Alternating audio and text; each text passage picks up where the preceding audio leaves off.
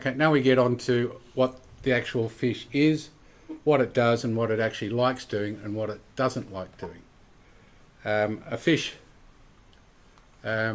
is the same whether it's a marlin, a wahoo, or even a trout or anything else. Okay, they're all the same. Have we got anybody in the audience that river fishes, either for barra or trout or any other species? Yeah. Okay, which way is the fish always pointed when it's feeding in a river or a current?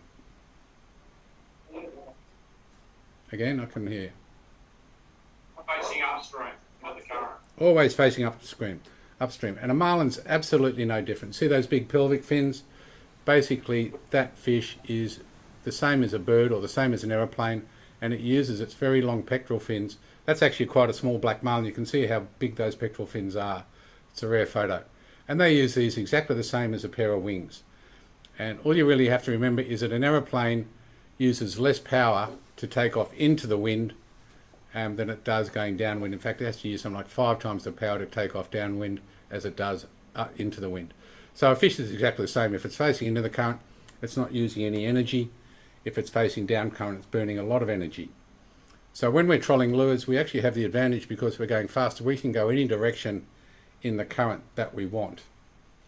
Now we want the fish to burn energy and we want it to make a decision. So if we're trolling in a direction where the fish is comfortable, then it really can take lots of time to make up its mind. It can check out the bait or the lures really carefully and it may well reject them.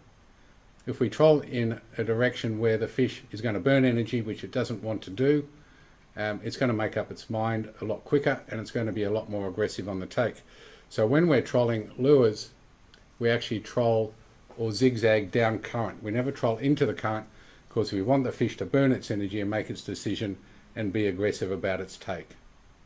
Okay, does that make sense? Yep.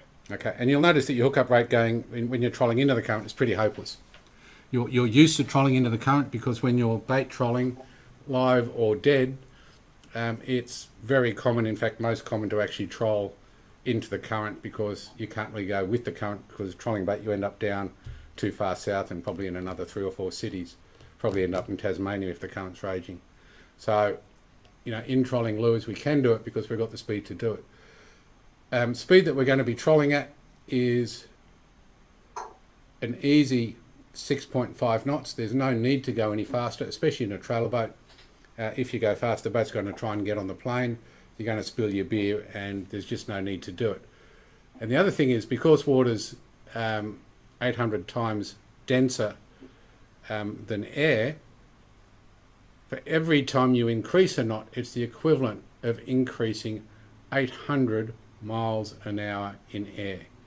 So 1 knot is a significant difference. We want to go as slow as possible because we want to keep that hook point up and we want to keep the turbulence down and we want to have everything out the back stable.